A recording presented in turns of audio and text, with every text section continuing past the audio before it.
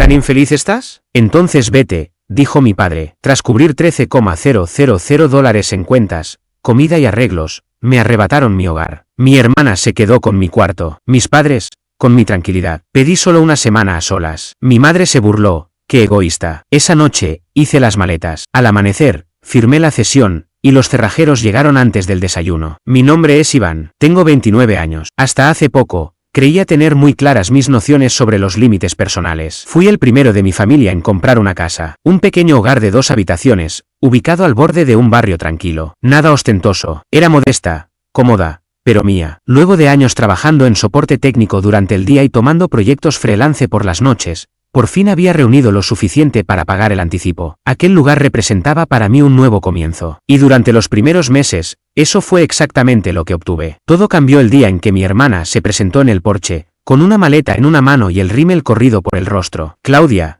que tiene 25 años, acababa de romper, por tercera vez en el mismo año, con su novio intermitente. No pidió permiso para quedarse, solo lloró, me abrazó y entró como si aún viviera conmigo, como si siguiéramos en 2013 compartiendo un baño como adolescentes. No dije nada. Pensé, la familia es la familia, ¿no? 3 días después, llegaron mis padres, pero no para una visita. Traían recipientes plásticos, sillas plegables y hasta el viejo sillón reclinable de mi padre. Mi madre me besó en la mejilla como si me estuviera haciendo un favor y dijo, solo necesitamos quedarnos aquí mientras terminan de fumigar por el moho en la habitación de huéspedes. Recuerdo que me quedé en blanco y tartamudeé, ¿qué habitación de huéspedes? Ella se rió, lanzó su bolso sobre mi sofá y replicó, pues la tuya ahora, supongo. Esa fue la señal de que todo empezaba a desmoronarse, aunque yo aún no lo entendía. Al principio intenté ser paciente. Supuse que sería cosa de una semana, 2 a lo sumo. Pero esas 2 semanas se transformaron en un mes. Claudia decía que no podía pagar renta. Mi madre aseguraba que las reparaciones seguían pendientes. Cada vez que intentaba hablar del tema, la conversación se desviaba con reproches y culpa. Iván, ¿sabes que a tu padre le duele la espalda por las noches? ¿Oh? ¿De verdad crees que Claudia puede estar sola ahora? Yo asentía, me encerraba en mi habitación y me repetía que tenía que aguantar un poco más. Pero no era solo aguantar. Ellos se estaban instalando. Un día vi a Claudia salir de mi habitación, con el cabello húmedo y mi toalla colgada del hombro. Me quedé paralizado con la taza de café en la mano. ¿Usaste mi ducha? Pregunté con calma. Ni siquiera volteó. Tienes mejor presión de agua. Y tu cuarto es más amplio, respondió. Así fue como supe que me habían degradado sin consultarme a huésped en mi propia casa. Cuando reclamé, mi madre parpadeó, confundida, y dijo, Iván, ella está pasando por un mal momento. No seas egoísta. ¿Esa palabra, egoísta? Sentí que la tragaba como si fuera una pastilla demasiado grande para tragar. Y no era solo la habitación. Todo empezó a ser invadido. Volvía del trabajo y encontraba mis víveres a medio comer, mis herramientas tiradas por el jardín, y a mi padre viendo cable por mi cuenta mientras me gritaba que hiciera silencio si estaba en una llamada por Zoom. Una noche abrí la nevera y el filete que llevaba días marinando había desaparecido. En su lugar había una nota pegada. Pensé que no te importaría. Nunca se ofrecieron a contribuir en nada, pero los gastos no paraban de subir. El aire acondicionado funcionaba todo el día. Claudia tomaba duchas interminables. Mamá exigía fruta fresca a diario. Entre servicios y comida, yo gastaba más de $1,100 al mes, aparte de la hipoteca. Por frustración, no por rencor, empecé a llevar un registro en una hoja de cálculo. Necesitaba demostrarme a mí mismo que no estaba exagerando. Para el 4.º mes, la tranquilidad que tanto valoraba había desaparecido. Mi padre incluso comenzó a organizar noches de póker en la sala, humo, botellas de cerveza y carcajadas que traspasaban las paredes. Una noche, salí y les pedí amablemente si podían terminar temprano, ya que debía trabajar temprano al día siguiente. Mi padre rió, tiró una carta sobre la mesa y soltó. Si tan infeliz estás, ¿por qué no te mudas tú? Me quedé inmóvil. Esa frase se me quedó clavada en el pecho como una piedra. Mi nombre estaba en la escritura. Yo había pagado hasta el último centavo. Ellos estaban allí porque yo los había dejado entrar. No respondí. No esa noche. Esa noche no vi televisión ni revisé el teléfono. Solo me senté bajo la tenue luz de la cocina, escuchando a Claudia reír por teléfono, la risa de mi padre filtrarse por las rejillas del aire y a mi madre tararear mientras reorganizaba mis especias. Y otra vez me repetía esa palabra, egoísta. ¿Egoísta por querer espacio? ¿Por querer una cocina ordenada? ¿Por necesitar silencio? Nada cuadraba, pero me hacían sentir como un intruso en mi propia casa. Así que probé algo. La semana siguiente, pedí el viernes libre en el trabajo. No le avisé a nadie. Al amanecer,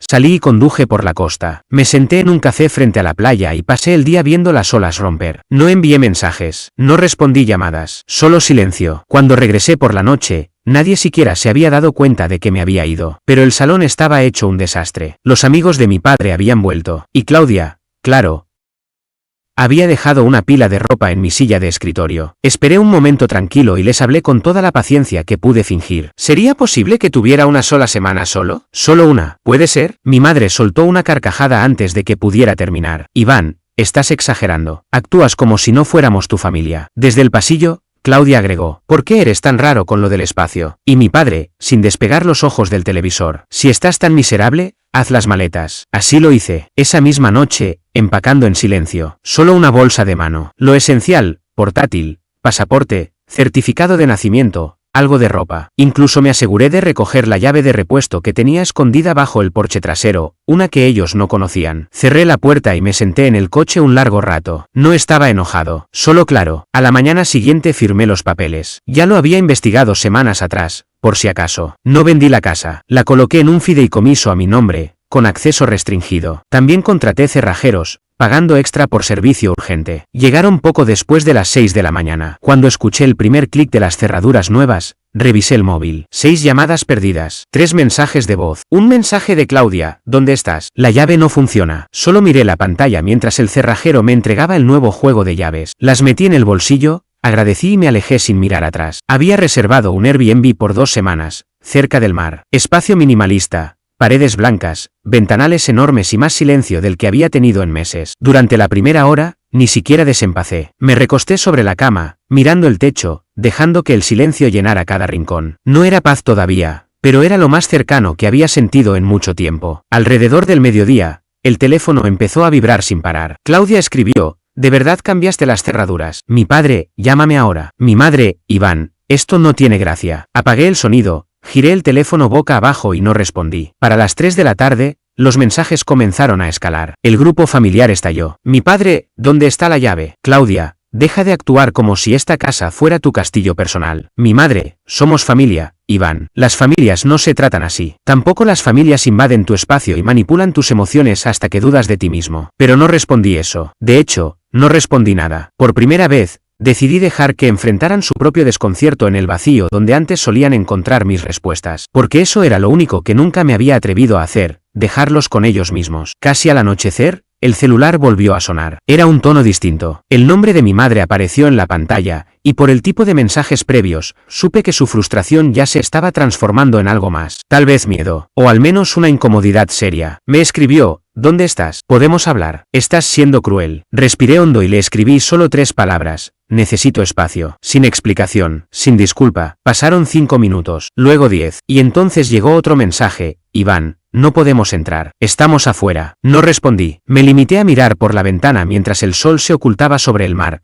tiñendo el cielo de tonos naranjas y lavanda. Era hermoso, era tranquilo, era mío. A la mañana siguiente, encontré 6 nuevos mensajes de voz. El primero, de mi padre, intentando sonar calmado pero sin éxito. Hijo, esto es absurdo. Tenemos las compras en el auto. Estás actuando como un crío. Ya hiciste tu punto. Ahora abre la puerta. El segundo, de Claudia, con su tono sarcástico habitual. ¡Qué maduro! ¿Qué quieres? ¿Que te roguemos? Esto es patético. El tercero, de mi madre, suave, como miel sobre alambre de púas. Cariño, lo siento si te hicimos sentir incómodo en tu propia casa. Nunca fue esa la intención. Pero esto se está yendo muy lejos. Seguían sin entender, porque nunca habían tratado ese lugar como mío. Hasta ahora, cerca del mediodía, recibí un mensaje de mi vecino, el señor M.C. Afri, un veterano jubilado que siempre me saludaba cuando cortaba el césped. Hola, chico, tus padres están sentados en tu porche con sillas plegables, ¿todo bien? Le contesté, sí. Estoy bien, solo haciendo algunos cambios. No respondió, pero tampoco hizo falta. Sabía que él vigilaría. Siempre lo hacía. A eso de las 3 de la tarde, mi madre envió el mensaje más largo de todos. Empezaba diciendo cuánto les preocupaba la situación, luego pasaba a que este no era el Iván que ellos conocían, y finalmente revelaba lo que realmente les inquietaba. ¿Dónde vamos a dormir? Me quedé mirando esa frase un buen rato. No sentí enojo ni culpa, solo claridad. Durante 4 meses no había podido dormir en paz. Caminaba en puntas de pie por mi propia casa. Veía desaparecer mis compras, subir los gastos,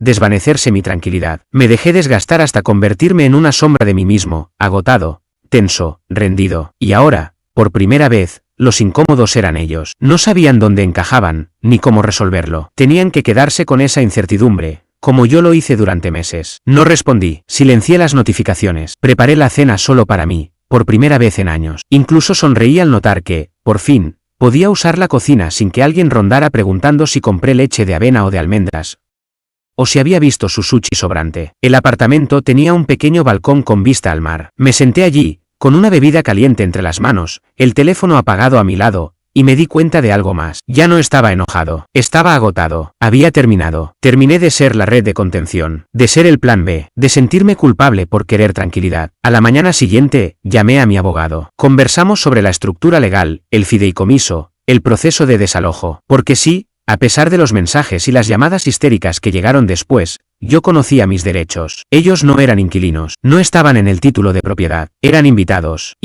no deseados. Y si no querían irse por las buenas, entonces lo harían con un aviso formal. Colgué y vi otro mensaje. Era de Claudia. ¿De verdad vas a hacer esto? ¿Después de todo lo que hicimos por ti? Me quedé perplejo por el descaro. ¿Después de todo lo que hicieron por mí? Abrí la hoja de cálculo que llevaba meses actualizando. $13,028.49 en total. Comestibles, servicios, reparaciones, todo cubierto por mí. Hice una captura de pantalla y la envié con un solo mensaje: esto es lo que yo he hecho por ustedes. Poco después, me bloqueó, y mientras respiraba el aire salado desde ese balcón, supe que aún no lo entendían, pero pronto lo harían. El silencio que vino después de haber bloqueado a Claudia fue más ensordecedor que todo el caos previo. Nadie más escribió esa noche, ni mi madre, ni mi padre. No hubo disculpas a medias, ni intentos de manipulación disfrazados de preocupación, ni siquiera esos emojis pasivo-agresivos que usaban para provocar culpa. Solo silencio. Y por primera vez en meses, no sentí angustia al mirar el teléfono. No tuve que prepararme mentalmente para ningún desastre cada vez que sonaba una notificación. Esa noche dormí de corrido, sin tapones para los oídos, sin ansiedad por lo que podía esperarme al despertar. Era como si, por fin, el ruido se hubiese apagado. Pero la tranquilidad no suele durar cuando tu familia interpreta los límites como provocaciones. 2 días después, recibí una llamada de un número desconocido. La dejé ir al buzón de voz mientras preparaba huevos y tostadas. Reproduje el mensaje sin mucha prisa, pero al escucharlo, casi se me cae la espátula de la mano. Hola. Habla el oficial Ramírez del Departamento de Policía Local. Recibimos una solicitud de verificación de bienestar para un Iván H. No estás en problemas, pero si pudieras devolvernos la llamada para confirmar que estás bien, te lo agradeceríamos. Me quedé paralizado. ¿Me habían reportado como desaparecido? Llamé al oficial de inmediato, tratando de mantener la voz firme. Fue amable, profesional, por suerte, comprensivo. Le expliqué que estaba bien, que no me había perdido, y que simplemente necesitaba tomar distancia de una situación familiar tóxica. Se rió con suavidad y comentó: no te imaginas cuántas veces pasa esto. Cuando colgué, esa ira que ya empezaba a disiparse regresó con fuerza. Ellos sabían perfectamente dónde estaba. No había salido del estado. Mi coche seguía registrado en la misma dirección, y mi trabajo no había notado ninguna irregularidad. No lo hacían por preocupación. Era una estrategia para generar miedo. Querían hacerme quedar como inestable, como si fuera el problema. Ese supuesto reporte de persona desaparecida no tenía nada que ver con mi bienestar. Todo era una maniobra de control. Esa misma noche, decidí revisar las cámaras de seguridad que había instalado meses atrás. Nadie sabía de su existencia. No las había mirado en semanas, pero la curiosidad me ganó. Ahí estaban, los tres, sentados en el porche como si fueran ocupas. Claudia revisaba su teléfono con desesperación. Mi madre caminaba de un lado a otro hablando exaltada por el móvil. Mi padre, recostado en una silla plegable, se frotaba las sienes mientras murmuraba algo que no lograba entender. En un momento, mi madre se acercó a la puerta principal y volvió a probar el picaporte. Al ver que no cedía, pegó la cara al vidrio como si estuviera espiando una casa ajena. Luego se volvió hacia Claudia y le dijo algo que hizo que ella levantara los brazos y gritara frustrada. Amplié la imagen un poco y presioné grabar, por si acaso. Estaban perdiendo el control frente a las cámaras. Dejé que el vídeo siguiera reproduciéndose mientras redactaba un último correo para mi abogada. Le pedí que procediera con el aviso formal de desalojo, con entrega presencial y asistencia policial si era necesario. No era lo que quería hacer al principio, pero ellos ya habían dejado claro que no me tomaban en serio. Necesitaban un mensaje firme, y lo iban a recibir. Para el 5.º día de mi ausencia, mi vecino McCaffrey volvió a llamarme. Solo para que estés al tanto, dijo en voz baja, como si no quisiera ser escuchado, trajeron un camión de mudanzas. Lo estacionaron afuera como si fueran a empacar, pero no han movido nada. Solo caminan de un lado a otro. Tu madre no para de decir que vas a cambiar de opinión. Suspiré, cansado. Gracias por avisarme. No van a estar ahí por mucho más. Él soltó una risa breve. Tienen suerte de que lo estés manejando con paciencia. Si mi hijo me hiciera esto en mi propia casa, sonreí apenas. Sí, bueno, ya no soy un niño. Corté la llamada y abrí mis borradores guardados. Allí estaba el mensaje que había preparado para ese momento. Lo envié directamente a los correos de Claudia, mi madre y mi padre. Asunto: aviso formal, efectivo de inmediato. A partir de este momento, ya no tienen permiso para permanecer en la propiedad correspondiente a mi dirección. Este mensaje constituye un aviso legal. No son inquilinos, son huéspedes. Han excedido su estadía, han generado una carga económica considerable y han ignorado múltiples peticiones verbales de espacio. Un aviso de desalojo formal será entregado en un plazo de 48 horas. Las autoridades estarán presentes si se considera necesario. Cualquier intento de contacto que no esté relacionado con asuntos legales será tratado como acoso. Iván, no pedí comprensión, no ofrecí despedidas, ni un último almuerzo, ni una conversación emocional. Solo lo envié, y luego los bloqueé a los 3. 24 horas después, llegó un único mensaje de voz desde el número de mi madre, justo antes de que se activara el bloqueo. No pude escuchar el audio directamente, pero el sistema mostró un avance con transcripción automática. Eres un desagradecido, después de todo lo que nosotros. ¿Cómo te atreves? Así no se trata a la familia. Eso fue más que suficiente. 2 horas más tarde, McCaffrey volvió a escribir. Ya se fueron. Camión lleno. El porche está vacío. No respondí. Salí de mi Airbnb y caminé descalzo sobre el césped, dejando que el viento agitara los árboles como si suspiraran por mí. Esta vez,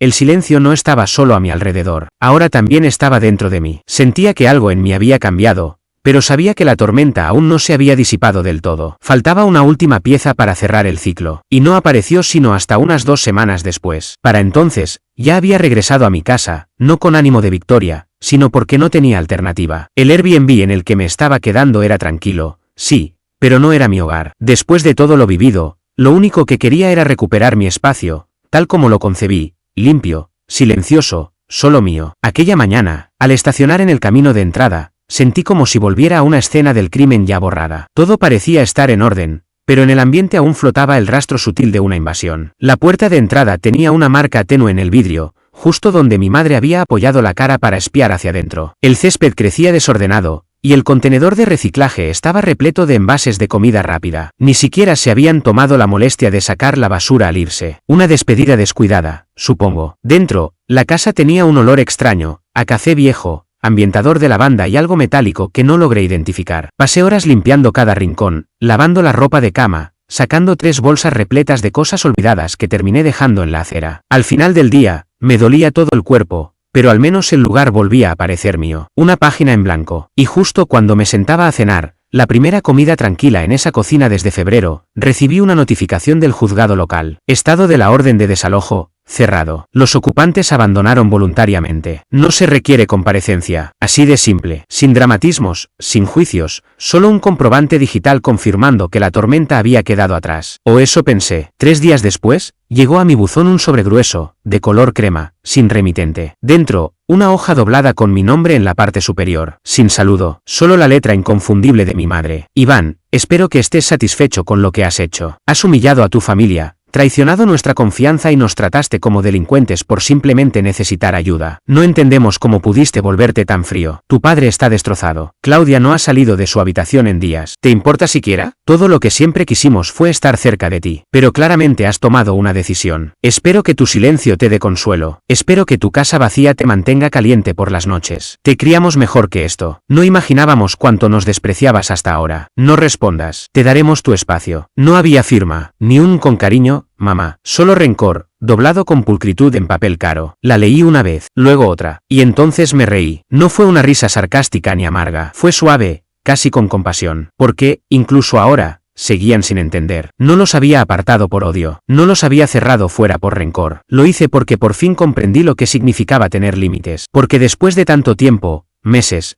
años, de ceder hasta romperme, descubrí que la única persona capaz de proteger mi paz era yo mismo. Guardé la carta en un cajón, no para volver a leerla, sino como recuerdo. Ese mismo día pedí una semana libre en el trabajo. No le conté a nadie, no lo publiqué en redes, no hice anuncios. Simplemente viví, limpié, leí libros que llevaba años dejando de lado. Pasé tardes en silencio con velas, música y sin interrupciones. Llamé a viejos amigos, retomé vínculos. Dormí de verdad. Y en medio de esa calma, algo dentro de mí empezó a sanar. No fue algo inmediato, ni grandioso. Fue en lo cotidiano, en lo sencillo, en los momentos de tranquilidad que antes me daban miedo. Durante semanas no supe nada de mi familia. Ni cartas, ni mensajes, ni llamadas. Un silencio bendito, voluntario. Tiempo después, un primo me contó que Claudia se había mudado con una amiga de la universidad. Mis padres, por su parte, habían vuelto a su antigua casa y estaban adaptándose. Bien, que se adapten, que enfrenten por fin las consecuencias que nunca pensaron que llegarían. Los meses pasaron, llegó el otoño, las hojas cambiaron de color, y con ellas yo también. Dejé de sentirme como un animal herido,